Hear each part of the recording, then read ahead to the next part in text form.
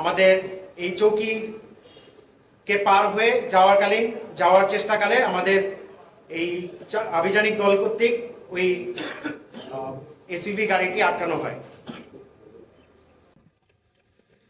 পরবর্তীতে এই গাড়িতে থাকা ব্যক্তিবর্গদের আচরণ সন্দেহজনক হয়, তাদেরকে আমরা প্রাথমিকভাবে জিজ্ঞাসাবাদ করি এবং সেখানে আমরা যে কুখ্যাত মাদক কারবারি আব্দুল আমিনকে আমরা শনাক্ত করতে সক্ষম হই। পরবর্তীতে তারা আমাদের কাছে প্রাথমিকভাবে স্বীকার করে যে তাদের গাড়িতে একটি বড় মাদকের চালান অর্থাৎ ইয়াবার একটি চালান তারা নিয়ে যাচ্ছে এবং এটি তারা গাড়ির পিছনে রেখেছে বলে তারা প্রাথমিকভাবে স্বীকার করে।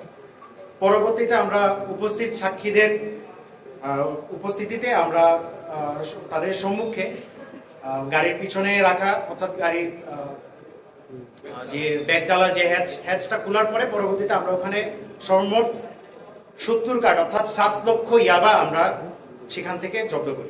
তারা জানেন এরকম অনেক সময় মাদক কারবারিরা এই ধরনের বিভিন্ন প্রকার স্টিকার এবং অনেক সময় পুলিশের স্টিকার দিয়েও তারা বিভিন্ন সময় বিভিন্ন এলাকায় তারা মাদক সরবরাহ করে। যেহেতু গাড়িটি একটা এসইউভি গাড়ি এবং আপনারা গাড়িটি ইতিমধ্যে দেখেছেন, এটি দেখতে কিন্তু বেশ প্রশাসনের গাড়ির সাথে কিন্তু মিলে, যেহেতু এটা একটি পাজেরো গাড়ি।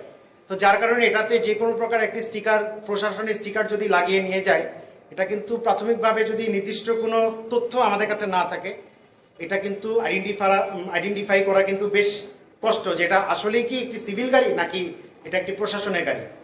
আর আপনার যে প্রশ্ন যে এটা কার নামে এই গাড়ির রেজিস্ট্রেশন, কি এটা হচ্ছে আমাদের মামলায় যে আমরা গ্রেফতার করেছি মোহাম্মদ আবদুল্লাহ, তার পিতা আব্দুল সৈয়দের নামে এই গাড়িটা রেজিস্ট্রেশন। জিজ্ঞাসাবাদে তারা জানিয়েছে যে তারা এই গাড়ি নিয়ে এটা প্রথমবারই তারা এই ধরনের একটি ইনডেভার নিয়েছে যে এতগুলো মাদক নিয়ে তারা যাচ্ছে।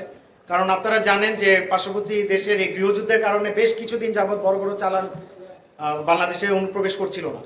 ইতিমধ্যে আপনারা দেখছেন এই 7 লক্ষ পিস ইয়াবা আমরা গ্রেফতারের এর আগে আমরা বেশ কিছু ইয়াবা লাস্ট 15-20 দিনের মধ্যে আমরা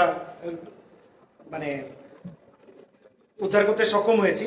তো এটা হচ্ছে এই যাবৎকালে সবচেয়ে বড় চালান, যার কারণে তাদেরকে স্পেসিফিকলি শনাক্ত করার যে বিষয়টি, সেটা আমাদের পরবর্তীতে আইনি কার্যক্রম যখন শুরু হবে, গভীরতম যখন তদন্ত কার্যক্রম শুরু হবে, তখন আমরা বিষয়টি জানতে পারবো। এখন পর্যন্ত প্রাথমিক জিজ্ঞাসাবাদে যা যা আমরা জানতে পেরেছি তা অলরেডি আপনাদেরকে আমি জানিয়েছি। প্রাথমিক জিজ্ঞাসাবাদে আপনাকে বললাম যে তারা যে মাদক কারবারির সাথে জড়িত অর্থাৎ বারমাইয়া সিরাজ, তার সাথে হচ্ছে তাদের বেসিক্যালি সম্পৃক্ততা। শুধুমাত্র তার নামই প্রাথমিকভাবে এখন পর্যন্ত আমরা জানতে পেরেছি, যে এখন বর্তমানে বার্মাতে আছে। অভিযানে এই ইয়াবা সম্রাট আব্দুল আমিন সহ তার সিন্ডিকেটে আরো 3 জন অর্থাৎ সর্বমোট 4 জনকে আমরা সফলভাবে গ্রেপ্তার করতে সক্ষম হই।